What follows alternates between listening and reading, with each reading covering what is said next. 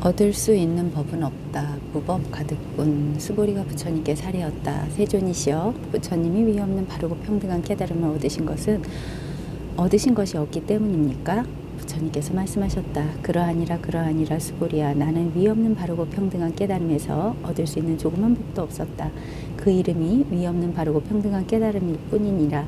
제목에 그대로 나와 있죠. 무법 가득. 얻을 수 있는 법은 없다. 얻을 수 있는 법이 없다는 말이 도대체 무슨 말이냐? 얻을 수 있는 법이 없다라고 지금 제가 하고 있죠. 이 말, 얻을 수 있는 법이 없다라는 이것뿐입니다. 바로 이것뿐이거든요. 말을 내용 따라가는 게 아니고 얻을 수 있는 법이 없다라는 이 순간 이것, 얻을 수 있는 법이 없다라고 한마디 말을 했는데 실제로 아무것도 얻은 게 없습니다. 지금 얻은 게 뭐가 있습니까? 아무것도 없어요. 아무것도 없어요도 마찬가지입니다. 얻을 수 있는 법이 없다. 여기서 뭘 얻었습니까? 아무것도 없어요. 이것뿐이거든요. 이것입니다. 이것 하나뿐입니다. 얻을 수 있는 법이 있다 없다? 아무것도 없다. 뭘 했다? 온갖 이야기를 다 하고 온갖 생각을 다 하고 온갖 행동을 다 하지만 이것 하나뿐이에요. 다른 게 없습니다. 얻을 수 있는 게 있다. 얻을 수 있는 게 없다. 말을 안 따라가면 이 두 마디 말이 아무런 다름이 없어요. 마치 우리가 문고리를 잡고 문을 열었다 닫았다 하는 것과 똑같아요. 문을 연다 닫는다 하는 것은 우리가 정해놓은 생각이죠. 그 정해놓은 그것만 옆으로 제쳐놓고 보면 여는 것이나 닫는 것이나 문은 제자리에 있으면서 그냥 왔다 갔다 하는 것뿐입니다. 문이 변한 게 있습니까? 문은 변한 게 없어요. 그냥 한결같이 열렸다 닫혔다 하는 거예요. 얻을 수 있는 게 있다, 얻을 수 있는 게 없다. 지금 똑같은 일이 있는 겁니다. 똑같은 일이 있기 때문에 아무것도 하지 않는 것이에요. 왜냐하면 흔적이 없거든. 이것이니 법이니 하는 것에 흔적이 없거든. 원을 한번 생각해 보세요. 원에는 출발점도 없고 중간도 없고 끝도 없는 것이거든요. 우리가 출발점을 정하지만 않으면 말입니다. 지금 여기서 얻을 수 있는 법이 없음을 확연하게 깨달으면 무상정등각이거든요. 아무것도 얻을 게 없다는 사실을 확연하게 깨달은 게 무상정등각이라 더 이상 깨달을 게 없는 마지막 깨달음이란 말이죠. 바로 지금 이렇게 있는 이거예요. 지금 말씀을 계속 드리고 있는 이거라고요. 얻을 수 있는 게 없다고 하든 얻을 수 있는 게 있다고 하든 여기엔 아무런 차별도 없고 기준도 없고 처음도 없고 끝도 없습니다. 아무 상관이 없어요. 그저 이거 하나가 이렇게 있을 뿐입니다. 그러니까 이것을 통하면 아무 일이 없어요. 이것이 쉬는 자리입니다. 이것이 바로 쉬는 자리예요. 장자에서는 도를 문에다 비교해서 도추라고 합니다. 문은 경첩에 달려서 열리고 닫히고 하죠. 그러나 경첩의 입장에서는 열고 닫고 하는 게 없어요. 왜냐하면 거기엔 변화가 없기 때문에. 그러나 손잡이 입장에 있으면 여는 게 있고 닫는 게 있는 거죠. 우리가 평소에 가지고 있는 분별심이라는 것은 손잡이 쪽만 보고 있는 겁니다. 문이라는 것은 경첩이 있어야 문 노릇을 할 수 있는 거지 손잡이만 있어서는 문 노릇을 할 수 없거든요. 경첩이 없으면 열 수도 없고 닫을 수도 없어요. 움직이지 않는 중심이 있으니까 열 수도 있고 닫을 수도 있는 거예요. 마찬가지예요. 제가 지금 이렇게 얻을 수 있는 법이 없다 하든 얻을 수 있는 법이 있다 하든 얻을 수 있는 법이 없다는 것은 문을 닫는 거고 얻을 수 있는 법이 있다고 하는 것은 문을 여는 거란 말이죠. 이렇게 하고 저렇게 하잖아요. 흔들림 없이 중심에 있으니까 이렇게도 할 수 있고 저렇게도 할 수 있는 거라 아무런 흔들림이 없어요. 항상 이 자리니까요. 없다 하든 있다 하든 늘 한결같이 이 자리예요. 우리 모든 사람은 얻을 수 없는 이 자리에 있기 때문에 무슨 말이든 할 수 있고 어떤 생각이든 할 수 있고 어떤 느낌이든 가질 수 있고 어떤 망상이든 부릴 수 있고 어떤 행동이든 할 수 있는 거예요. 자유자재하게. 그런데 우리의 문제가 뭐냐 하면 문이 열려 있으면 나는 열린 문이 좋아하고 열린 문에 집착하고 닫혀 있으면 닫힌 문에 집착한단 말이죠. 그래서 열린 문에 집착하는 사람은 닫혀 있으면 기분 나쁘고 닫힌 문에 집착하는 사람은 열려 있으면 고함을 지른단 말이에요. 우리가 그런 상황이라고요. 그런데 이것은 얻을 법이 있다 하든 얻을 법이 없다 하든 아무 상관이 없어요. 말에만 안 끄달려 다니면 말만 안 따라다니면 아무 상관이 없어요. 이것은 이 법은 어떻게 하든 상관이 없는 겁니다. 여기서는 얻을 법이 없기 때문에 무상정등각을 얻었다 하고 있지만 반대로 얻을 법이 있기 때문에 무상정등각을 얻었다 해도 아무 상관이 없어요. 법이 분명하다면 그래서 조지 스님에게 누가 개에게도 불성이 있습니까? 라고 물으니까 없다라고 했다가 나중에 또 누가 부르니까 있다고 했거든요. 말만 따라가는 사람은 왜 이랬다 저랬다 하는가 하지만 자기 스스로가 말을 따라가니까 그런 거예요. 조주 입장에서는 말을 안 따라가는 입장에서는 아무 차이가 없는 겁니다. 공부는 아주 간단한 거예요. 할로축과 사자교인입니다. 사람이 흙덩이를 던지면 한나라의 개는 흙덩이를 쫓아가지만 사자는 돌아서서 사람을 문다. 사람을 물어버려야 다시는 흙덩이를 던지지 못하죠. 흙덩이란 입에서 내뱉는 헛된 말입니다. 따라다니면 중생이고 안 따라가면 이 자리예요. 자기 자리. 그런데 따라가더라도 자기 자리를 유지할 수 있습니다. 자기 자리에 있으면서 따라가는 것은 안 따라가는 것과 마찬가지거든요. 선정할 때 정은 정할 정자가 아닙니다. 흔들림이 없다는 말이거든요. 삼매를 정이라고 합니다. 어디에서 흔들림이 없느냐. 선방의 방석 위에서 흔들림이 없는 것이 아니고 방석에 앉아있든 걸어다니든 뛰어다니든 누워있든 흔들림 없는 자리에 있는 겁니다. 그런 자리가 있어요. 시장바닥에 장사를 하더라도 상관없습니다. 흔들림 없는 자리가 있습니다. 아까 문으로 예를 들면 문고리 쪽으로 이야기를 하면 흔들림 없을 수가 없어. 왔다 갔다 하니까. 그러나 문 경첩 쪽을 알고 보면 문을 어떻게 하든지 간에 흔들림이 없어요. 그게 공부거든요. 이 흔들림 없는 이것을 가지고 진공묘유운이 대기 대용이니 한물건이라는 등 일대사 인연이니 본래 면목이니 돈이 선이니 법이니 하고 온갖 이름을 다 붙이는 거예요. 어떤 말을 붙이든 사실은 이것이 모두 흔들림 없는 이 자리에서 이것이 다 하고 있는 거예요. 법이란 것은 여러 가지가 없습니다. 이거 하나뿐이에요. 이것 하나 쓰는 거라니까요. 옛날 선사 스님들은 참 인색했어요. 누가 법을 물으면 한 대 툭 때렸을 뿐이에요.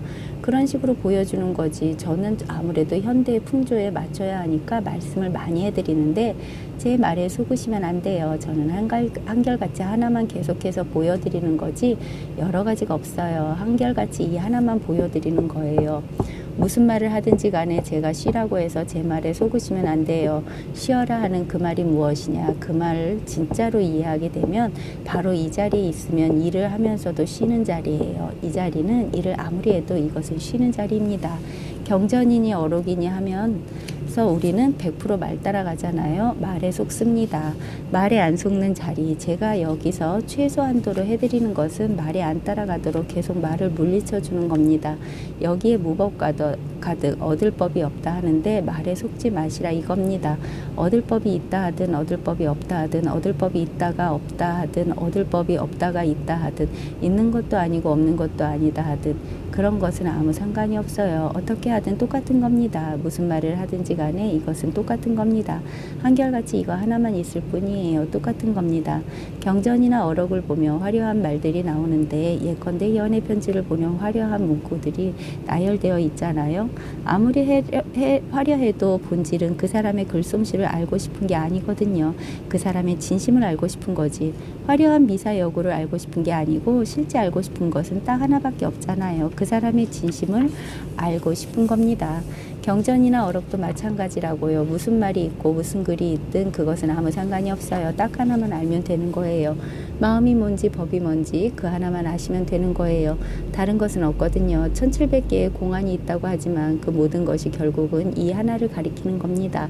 인도의 어떤 사람은 이것을 뭐에 비유하냐 하면 극장의 스크린에 비유해요. 극장에서 영화를 보면 온갖 장면들이 지나가잖아요. 영화의 장면은 처음부터 끝까지 계속 바뀌어가는데 텅 빈 스크린은 처음부터 끝까지 변하지 않고 그대로잖아요.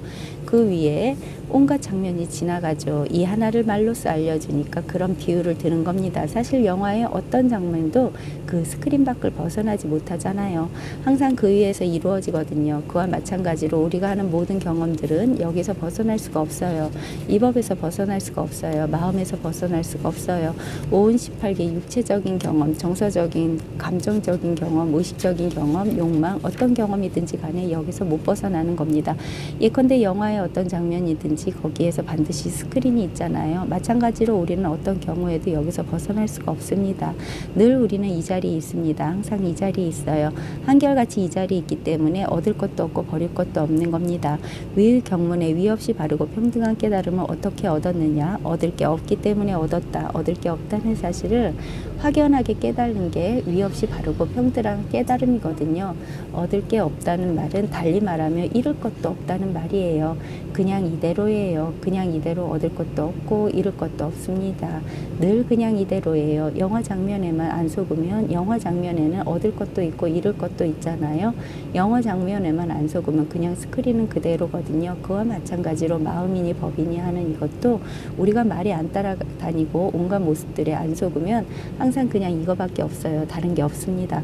중국의 어떤 스님은 맨날 주인공아 하고 자기를 불러놓고 예 하고 자기가 대답하고 그런 식으로 속지 마라 하고 예 했다는데, 저는 그렇게는 안 하지만 등산을 가거나 버스를 타거나 잠자리에 들거나 책을 보거나 음악을 듣거나 밥을 먹거나 순간순간을 이것만 확인하고 항상 이 자리에 있다는 사실이 되니까 별일이 없어요. 그렇다고 뭘 못하느냐? 못할 것은 없습니다. 뭐든지 다 하면서 항상 이 자리에 있는 거예요. 항상 이것만 확인되는 거죠. 한결같은 거예요. 그래서 주인공아 어쩌고 할 필요가 없어요. 주인공아 하는 그것도 바로 이건데 꼭 그렇게까지 할 필요가 없는 겁니다.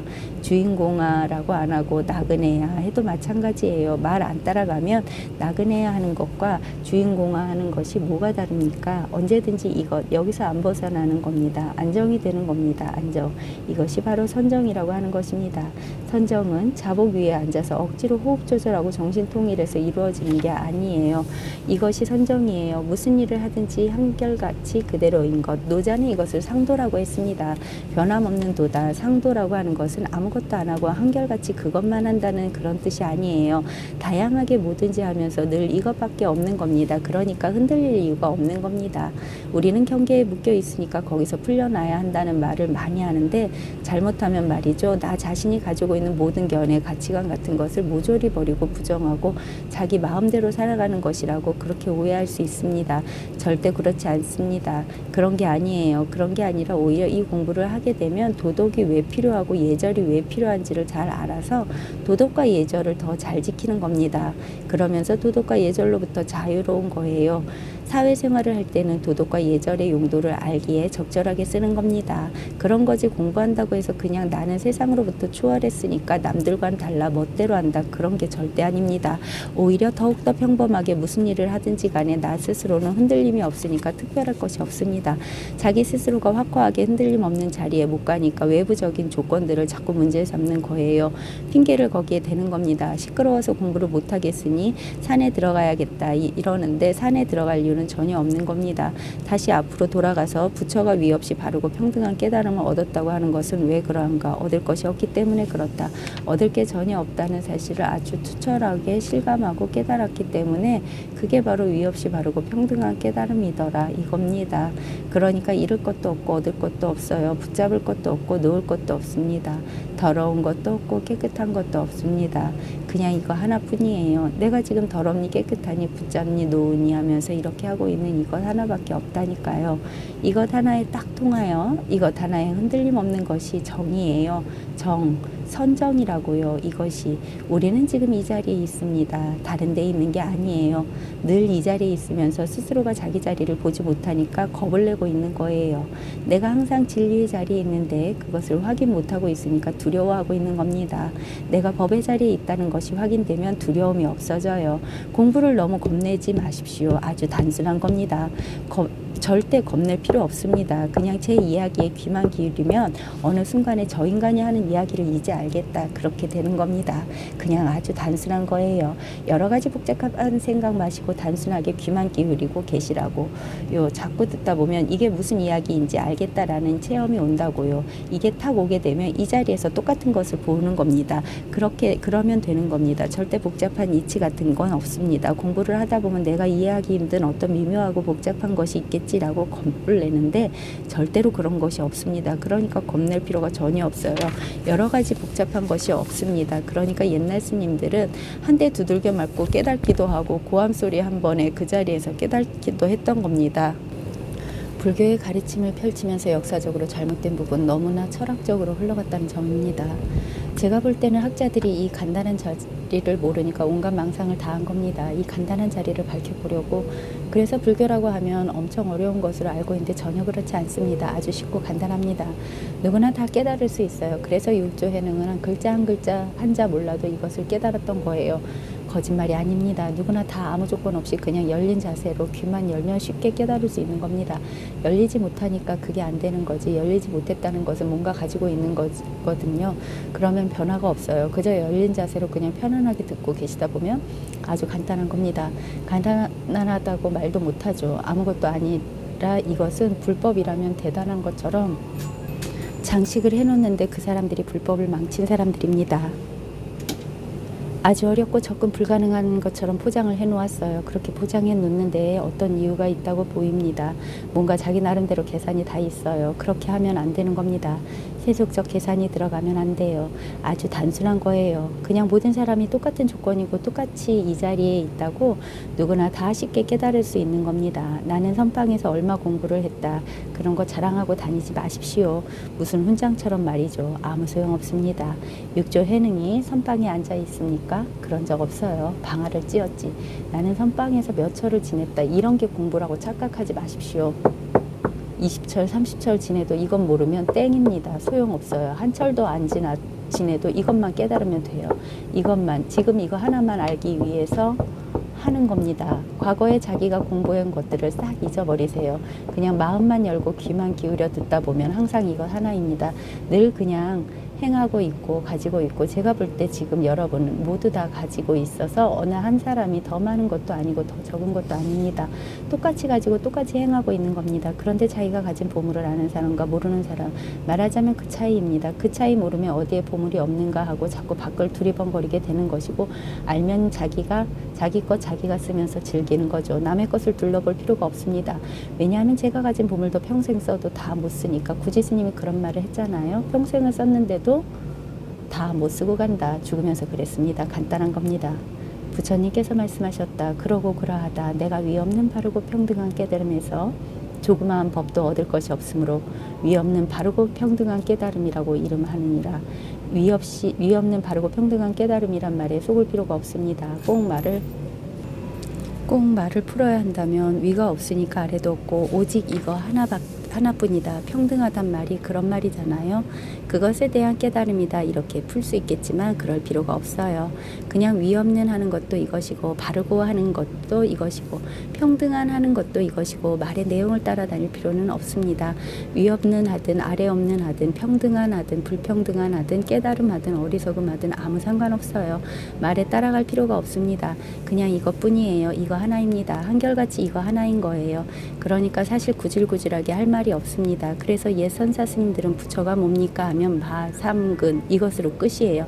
차 한잔 해라 이것으로 끝입니다. 길게 말할 것도 없거든요. 딱 보여주고 그걸로 끝이에요. 너도 행하고 나도 행하고 이거잖아요. 딱 보여주는 겁니다. 선사 스님들은 그런 면에서 친절하지 못하지. 그에 비하면 저는 너무 친절하게, 저야 뭐 정말 혀가 빠지도록 친절하게 말해도 좋은데 다들 자기가 가진 보물들을 확인하는 게 정말 부담 없이 이렇게 돈 드는 게 아니거든요. 달아 없어지는 것도 아니고 모든 사람들이 부담 없이 이것 하나만 깨달을 수 있다면 저로서는 혀가 빠지든 이가 빠지든 상관이 없어요. 그렇게만 해주시면 더 이상 바랄 게 없는 거죠. 제가 안타까운 것은 다 가지고 있으면서 왜 모르느냐 이거예요. 다 똑같이 가지고 있으면서 왜 모르고, 이것을 알려고 잠도 안 자고 철야정진을 하고 장자불화를 한다고 허리를 다치고 뭘 외운다고 실성한 사람처럼 중얼중얼 그럴 이유가 없는 거예요. 별짓을 다 하잖아요. 이거 하나 깨달으려고 그럴 필요 없습니다. 아주 간단한 거예요. 어쨌든 이것은 열린 자세가 필요합니다. 공부는 어려운 것이 아닙니다. 그리고 어차피 이 회상에 참여하실 것 같으면 제 말에 대한 믿음을 가지실 필요가 있습니다. 믿으니까 여기 오지라고 생각하실지 모르지만 과연 100% 믿느냐 하면 저는 그렇게 보지 않습니다. 다 어느 정도죠. 그러나 어차피 여기 나오실 거면 최대한 믿어보실 필요가 있습니다. 믿는다는 게 뭐냐 하면 그만큼 열린 자세로 제 이야기를 듣는다 이겁니다. 그런데 우리는 자기가 가지고 있는 것과 비교하면서 듣거든요. 자기가 가지고 있는 것과 비교하면서 자기가 가지고 있는 것과 안 맞으면 내버리고 맞으면 받아들이고 그렇게 하지 마시라 이겁니다. 좀 어려울지라도 자기가 가지고 있는 것은 옆으로 치워놓고 버리라는 말이 아니에요. 잠시 옆으로 치우고 여기에 오셨을 때 마음을 비우고 제 말만 한번 들어보시라 이겁니다. 그것이 자기 공부에 이루어요. 저는 그냥 있는 그대로 말할 뿐이에요. 제가 보고 있는 그대로, 제가 경험하고 있는 그대로 말할 뿐입니다. 제가 대학원에서 남모르는 공부를 해서 여러분에게 자랑하려고 여기 있는 게 절대 아닙니다. 모든 사람이 똑같이 가지고 있고 누구나 다 경험하고 있는 것, 그것을 스스로가 확인하지 못하니까 안타까워서 그것을 확인하시라고 제가 계속 자극을 드리는 겁니다.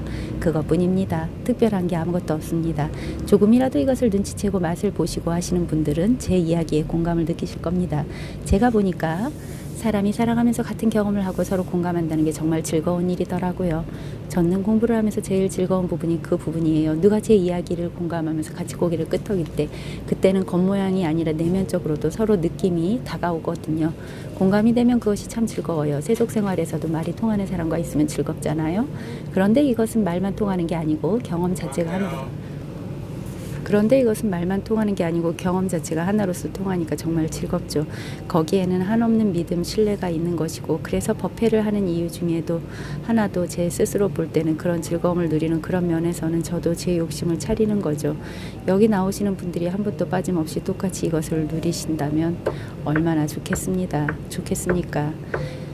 세상 부러울 것이 없죠. 제가 원하는 것은 그것입니다. 마음을 깨끗이 하여 착한 행동을 한다. 정심행선분 또스보리아. 이 법은 평등하여 높은 것도 없고 낮은 것도 없으므로 그 이름을 위없는 바르고 평등한 깨달음이라고 한다. 나, 사람, 중생, 목숨 없이 온갖 착한 법을 닦으면 바로 위없는 바르고 평등한 깨달음을 얻는다. 스보리아. 이른바 착한 법이란 열애께서 말씀하시기를 착한 법이 아니라 그 이름이 착한 법이라 하시느니라. 다시 읽고 말씀드리겠습니다. 또스보리아. 이 법은 평등하여 위아래가 없으니 이것을 일컬어 위없는 평등하고 바른 깨달음이라고 하느니라. 불법은 평등법이라고 그러죠. 평등이란 말을 금강경에 나오는 말로서 바꾸면 모양을 모양 아닌 것으로 보는 게 바로 평등입니다. 모양으로 봐서는 평등이 될 수 없죠. 온갖 모양들이 서로 다름이 있는데, 예컨대 길고 짧은 것이 있는데 평등이 될 수가 없어요. 평등이 될 수 있는 길은 유일하게 한 길밖에 없습니다. 모양을 따라가지 않는 겁니다. 모양을 따라가면 길고 짧고 크고 작고 둥글고 모나고 평등할 수가 없습니다. 모양을 따라가지 않을 때 평등한 것입니다. 다시 말하면 분별심을 가지고 판단하지 않는다는 겁니다. 즉 생각을 가지고 이렇다 저렇다 하는 식으로 판단하는 것으로는 평등한 법에 들어갈 수가 없습니다. 왜냐하면 벌써 이것이다 저것이다 하는 분별에서 이것과 저것이 불평등한 것입니다. 달리 말하면 둘로 나누어지면 결코 평등할 수가 없습니다. 이 법은 평등하지 않습니다. 이것과 저것이 있다는 것은 이것과 저것이란 이름 자체로 벌써 둘로 나누어져 있는 것이고 다른 거죠. 같지가 않습니다. 평등하다는 것은 다름이 없다라는 것이거든요. 그러니까 둘이 아닌 다르지 않은 법. 그래서 평등법은 달리 말하면 여여법이라고 할 수 있어요.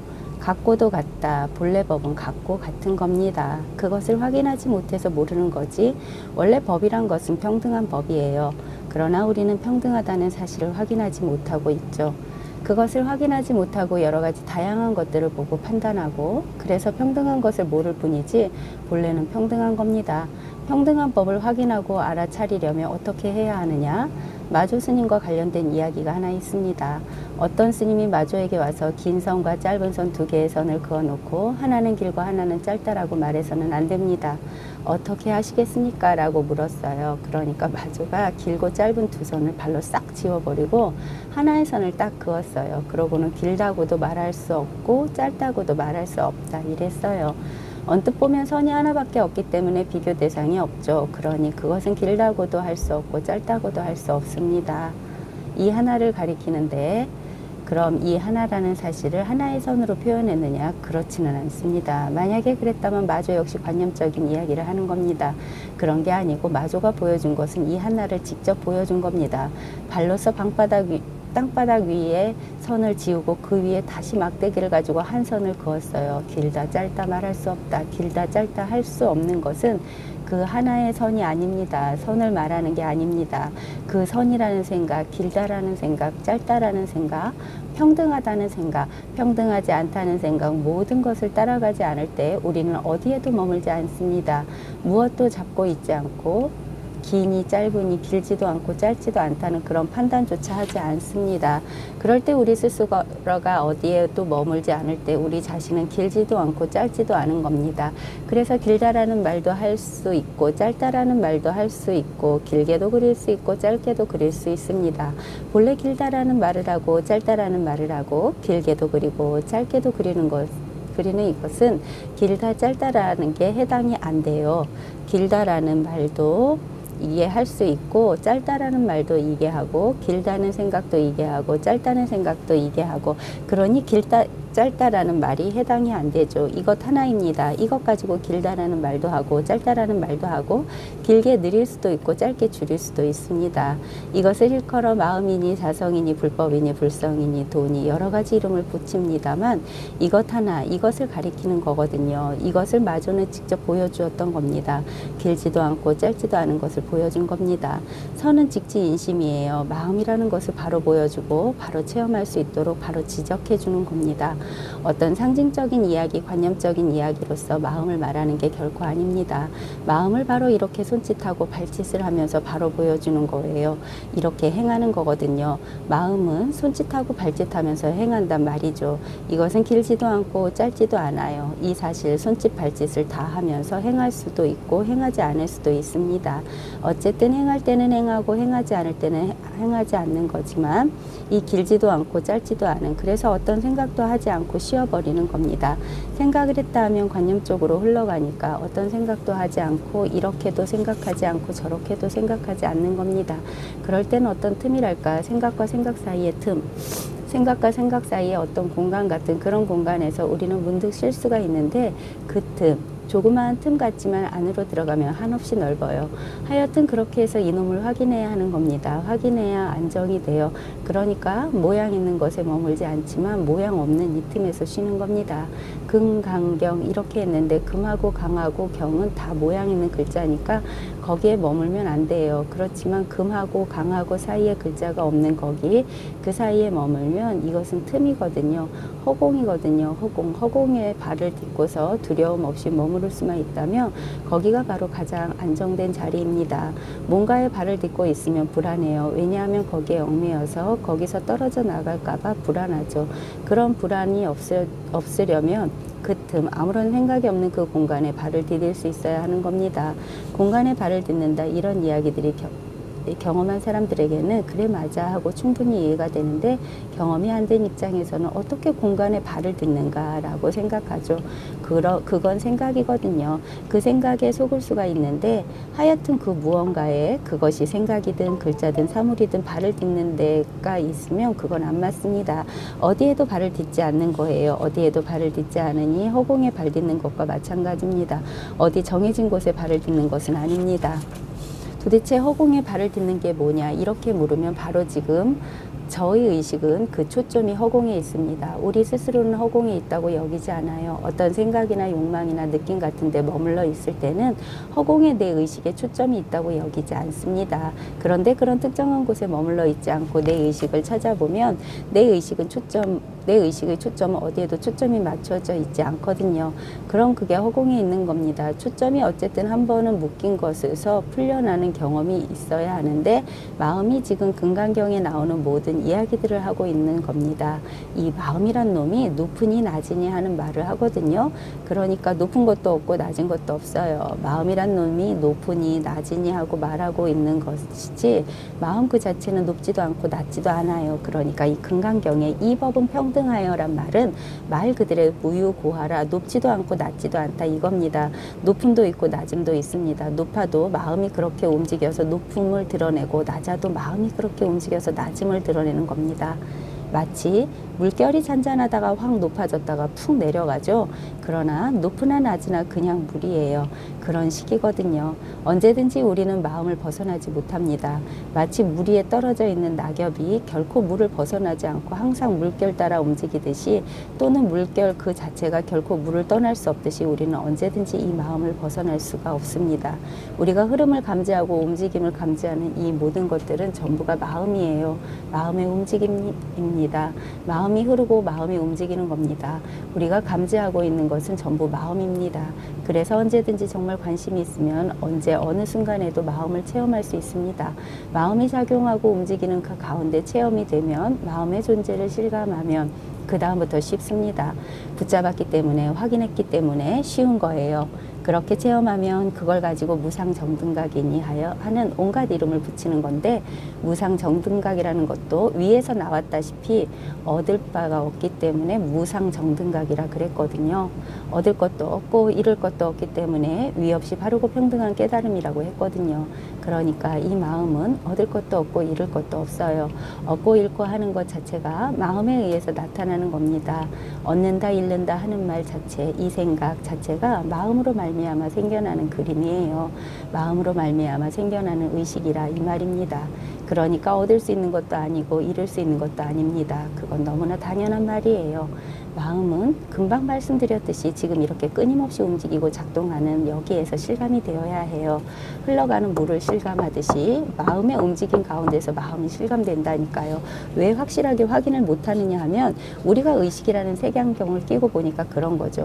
우리 의식이란 놈은 사진기와 같아요. 물이 흐르면 그냥 흐르는 대로 흐르는 그 자체를 실감하면 되는데, 의식이란 놈이 흐르는 물을 사진을 찍어버린다고. 사진 속의 물은 흘러가는 척하지만 흘러가지 않거든요. 흘러가는 모양만 나타내지 실제로 흐르는 것은 아니잖아요. 그러니까 속아버리잖아요. 지금 딱 보니까 전부 그런 사진기를 가지고 있는데, 저는 지금 막 흘러가는 물이 실감이 되는데 자꾸 사진 찍는 소리가 들려와요. 사진을 찍으면 흘러가는 게 아니죠. 그것은 흘러가는 모습을 담아두는 거지.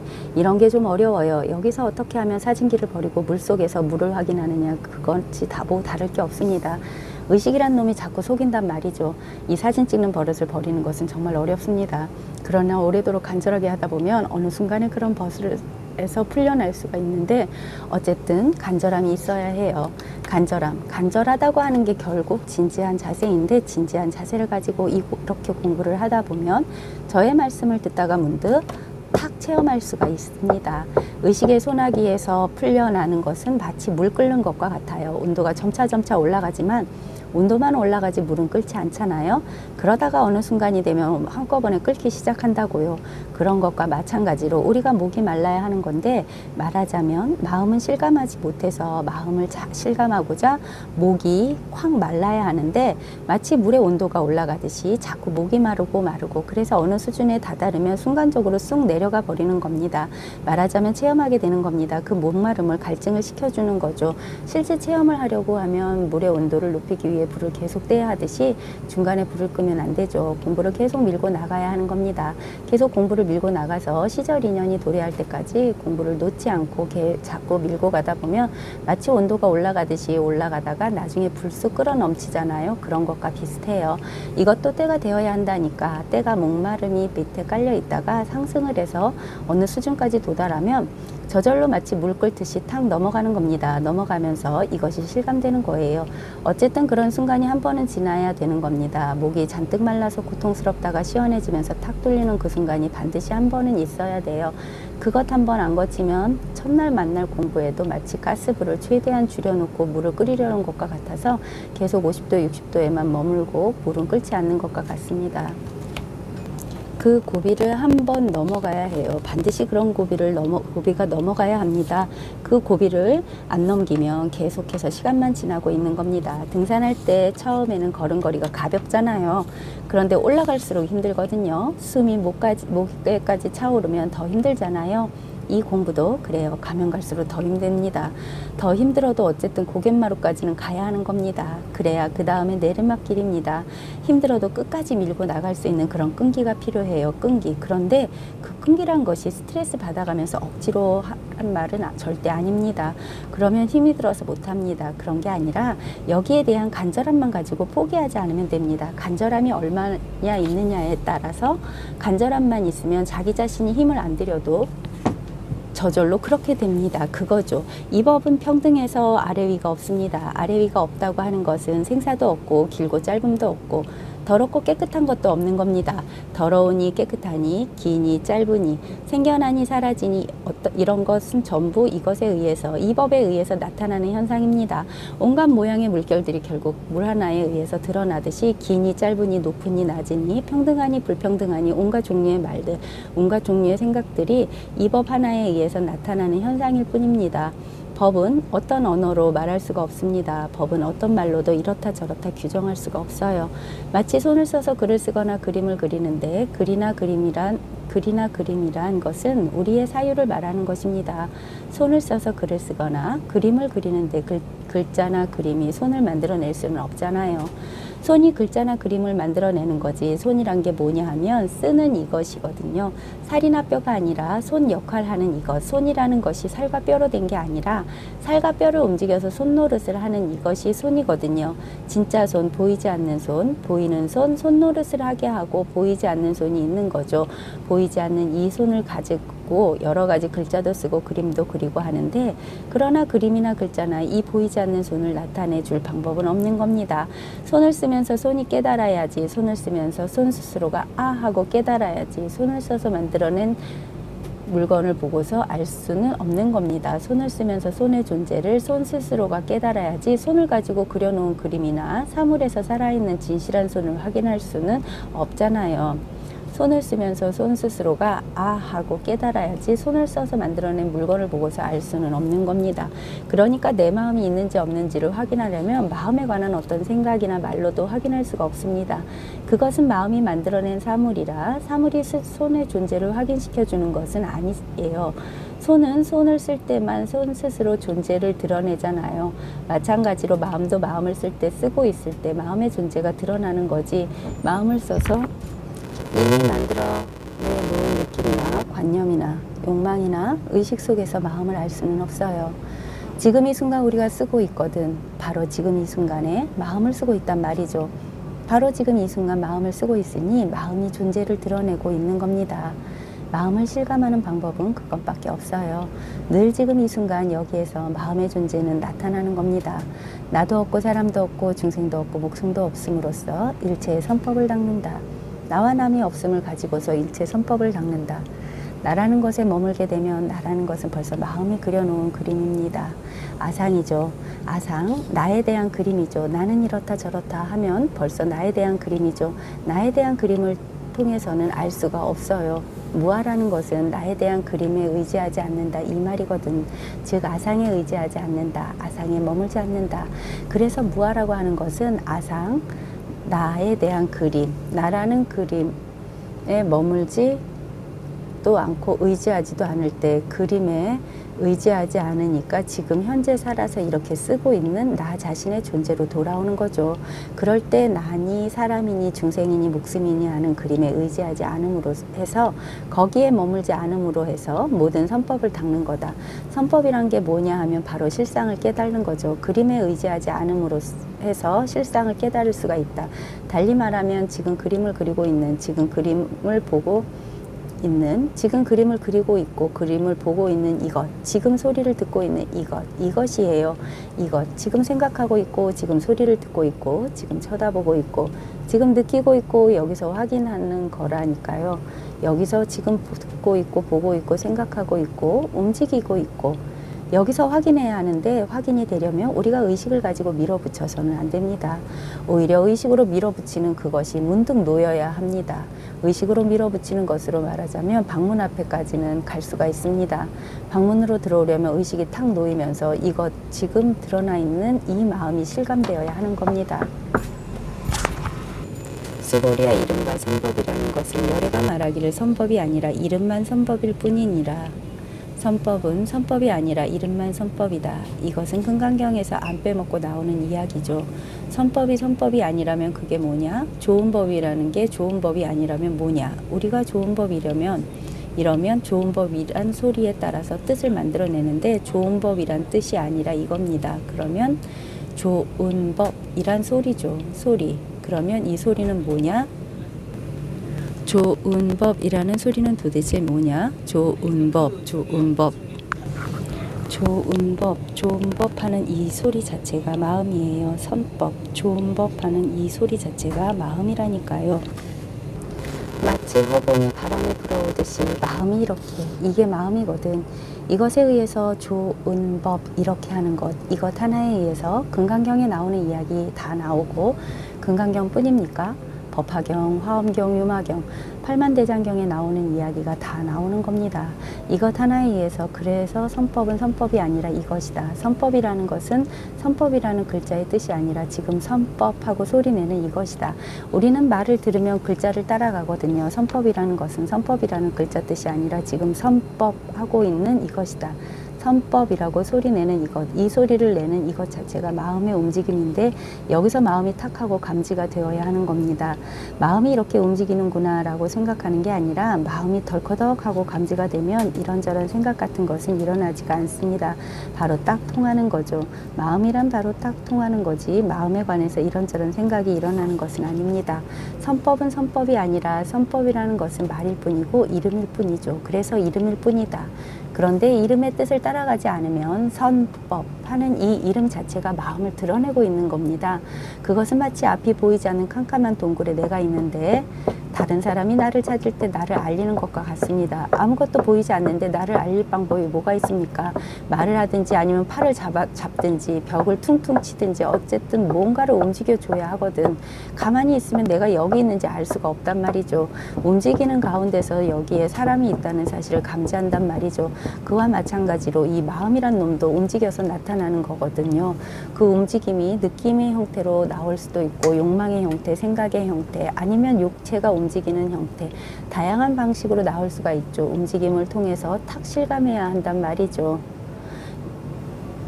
핸드폰 벨소리에 이렇게 감지가 되잖아요. 소리가 나니까 감지를 하잖아요. 저런 식으로 탁 하고, 여러분이 전부 저한테만 귀를 기울였지 핸드폰에 귀를 기울이지 않았거든요.